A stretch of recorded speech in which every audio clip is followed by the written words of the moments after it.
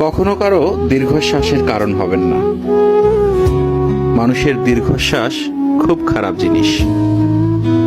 আপনি কাউকে ঠকিয়েছেন, কাঁদিয়ে শাসিয়ে হৃৎপিণ্ডে আগুন লাগিয়ে চলে গেছেন, কষ্ট দিয়েছেন, অতিরিক্ত অবহেলা করেছেন। যে মানুষটা আপনাকে অন্ধের মতো বিশ্বাস করত, তার বিশ্বাস ভেঙে দিয়েছেন। মনে রাখবেন, মানুষটা আপনার উপর কোনো প্রতিশোধ না নিলেও সে যতবার আপনার কথা ভেবে দীর্ঘশ্বাস ফেলবে, ততবারই তার আত্মা একটা নালিশ করবে সৃষ্টিকর্তার কাছে। সৃষ্টিকর্তা সব দেখেন। কাউকে ঠকিয়ে যতই সুখের সাগরে ভাসেন না কেন, কারো মনে আঘাত দিলে সেটার শাস্তি আপনি দুনিয়াতেই পেয়ে যাবেন। মানুষটা মাফ করে দিলেও প্রকৃতি কখনো কাউকে মাফ করে দেয় না।